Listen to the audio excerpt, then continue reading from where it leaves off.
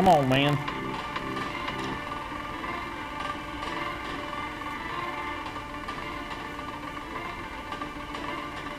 This is a hot lot. Woohoo! Hey guys, it's Mike at Narcoleptic Customs.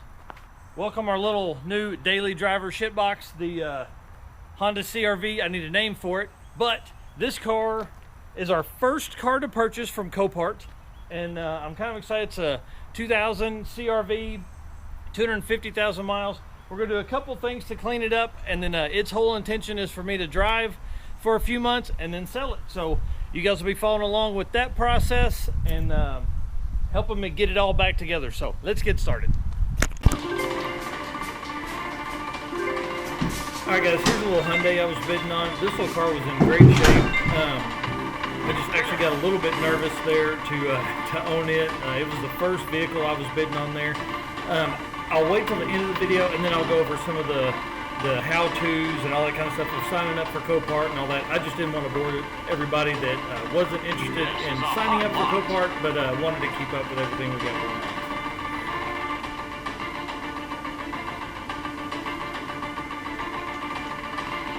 Bonus time.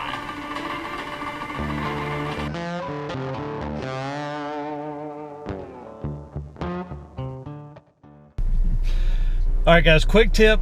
We saved $40 by going and get a cashier's check from the amount they gave us, but we had to stop at 2 different banks to get a cashier's check because we're just drive-through only and all that kind of stuff. So keep that in mind when you're gonna do this until this stupid coronavirus thing is done.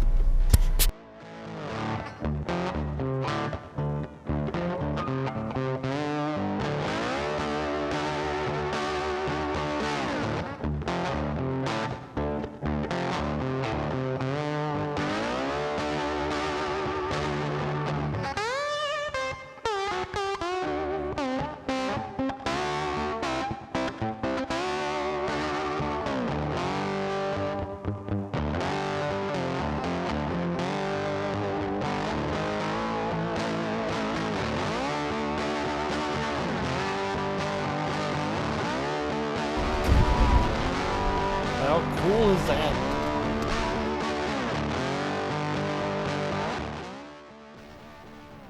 Here she is, guys, our first walk around. I'm really excited about this car. It's funny because the only image is here on the back. When we squeeze around the side, you'll see it, or around the rear, you'll see it. It's really just a tailgate, and the tailgate closes fine, and the bumper damage. So this ought to be an easy fix.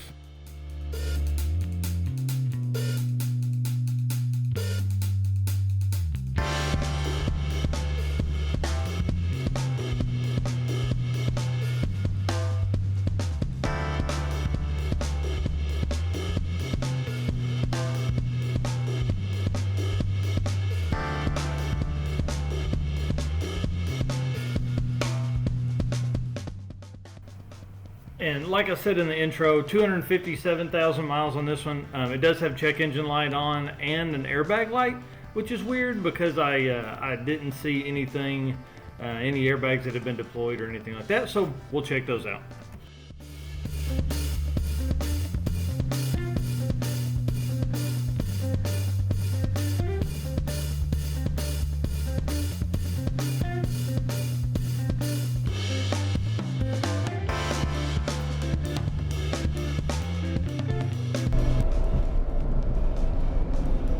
Man, this thing drives good.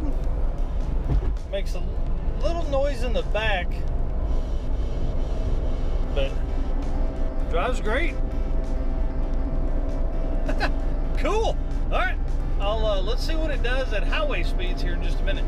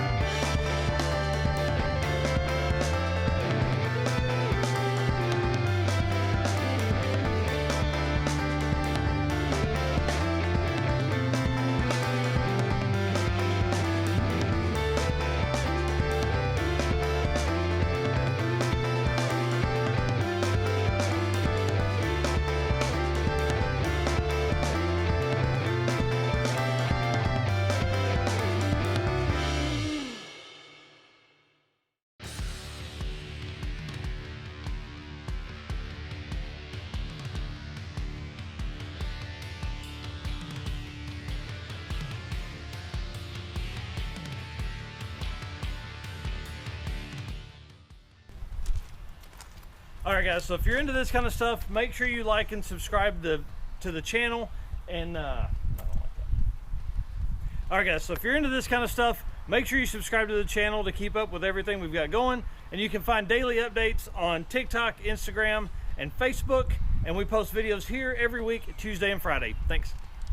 All right, guys, thanks for sticking around. Let's get into some reasons to buy from Copart and why they're kind of fun. So we looked for hours and hours. My little Dodge Avenger was totaled, but I actually had been looking for the Narcs cart on Copart for, I don't know, 2 or 3 months till we found it actually on Facebook Marketplace. I needed a new daily driver. My little Dodge Avenger that I was driving, a deer ran out in front of it, so it was totaled. Didn't want to buy it back from the auction company because I thought, man, I'll buy something, a couple $100, maybe $1,000, and not rebuild it, but drive it for a little bit and sell it. So that's where, looking back on Copart again, they've got hundreds of locations across the country. So we looked Fayetteville, Arkansas, which is where we're here in Bentonville. We looked at Springfield, Missouri, because it's close. They've got a location in Tulsa. They've got a spot in Little Rock. They've got one Sikeston, Missouri, and Memphis, of course. So tons of locations that are close to us. Kansas City, I don't know, there's a bunch of them. Anyways, Oklahoma City. So we figured I would look at all those. So I spent hours and hours and hours looking through all of their sites. If you go in the week of the auction, like if I went in on Monday and looked at the Wednesday auction for Fayetteville here, you can actually get the list. One thing I do is I always sort it by item number, so I can kind of get an idea of when that's going to run in the auction, because obviously it's Monday through Friday auctions, and they run from anywhere from 11 a.m. to starting at noon till 2 or 3 o'clock. So you've got to kind of have a window, because I'm also doing my regular day job while I was looking for stuff. So the one thing I do want you to look at first, though, is the member fees. It doesn't cost to be a member, but when you buy a car, fees are crazy. Like the $775 purchase price, $1,118 out the door. So the way I was figuring it was anywhere from 25 to 30% on any purchase. Sometimes 40, depending on if the car's pretty cheap. I know there's a ton of people across the country that park cars out. We've done that in the past as far as taking the LS out and parking the rest of the Tahoe. That works well. I don't know if I'll ever do that as far as a business model, just because it's not really in my wheelhouse. I don't want cars that are half torn apart out here in the yard. Plus, I'm not a salvage dealer, so don't want to compete with all of those folks. A lot of folks are that, and very nice and do very good job with it, and I don't want to step on their toes. Anyways, some things you'll need. You are allowed to bid up to $1,000 purchase price with no money out of pocket.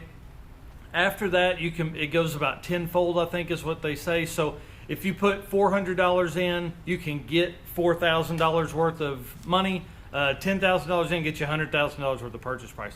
And on, whatever you want to do, right? There's other ways. So there's also some cars that are not available for me to bid on, because I'm not I don't have money laying in there, right? So those, I guess whoever sells those puts, hey, we don't want to sell this to random people in case they don't pay. So you take those people, take those cars, you could buy from a broker. There's all kinds of broker links on the site. It goes through, tells you all about them. They have their own fees, things like that. It lays that all out. Very easy to use. Obviously, we didn't do that with this one. There's a box on the side that says, check if you're eligible to bid. I'd click on every one of those of the thousands of cars that we would look at to make sure we can do it before we put them on our list of cars to bid on, okay? In any given auction, I was probably putting 8 or 10 or 12 cars each one to try and watch and bid for. So it's really, I mean, it's a process. You work at trying to find a deal that works for you, and then you bid on it. Okay. So see, tons of hours. Oh, this is important because this will be the first vehicle we've ever had titled in Narcoleptic, because we've never purposely bought something for the shop as far as a car goes. So the Narcs cart was intending to be that, but we didn't fill out the title that day. So however you fill out your account info is how they will title the car. So it is now Narcoleptic Customs LLC. So Narcoleptic owns the CRV, which is, I guess, kind of a plus. So I've got to call into the insurance company to see how we handle that as far as insurance, and it'll be interesting to see what that does for property taxes and all that kind of crap. Anyways, when you go down to pick it up, you just need a few things. You need your ID, of course, saying you're who you are. You also need the invoice, so print that off whenever you get it. I'm sure they could probably do it from an email or something like that, but it was just easier to hand the lady the invoice and hand her our ID. They were super nice here in Fayetteville and actually helped walk us through it. They didn't allow us to go in the back to get the car. They actually brought it out front to us. It wasn't on one of those super cool lifts, but the guy drove it because it drove. So he said he had to jump start it, so plan for that. A couple things I did take. I took a gas can with 3 gallons of gas. I took jumper cables. I took my little toolbox I carried to the junkyard all the time, just the little square. It's like a multi-use set. And then we took something else. Oh, oil, tranny fluid, coolant, all that kind of stuff. We checked all those before we left. So I don't know. If you have any questions, please ask below. I'll answer them the best I can. Obviously, one round of buying at Copart, we're definitely not the folks to ask in-depth questions, but I'll get them if you want to. So, all right, guys, thanks so much. I want to say thanks to B is for Build for sending us down the Copart route. They've bought a bunch of stuff on there, so that's why we chose Copart. So, thanks so much, guys. Hey, appreciate it. See you.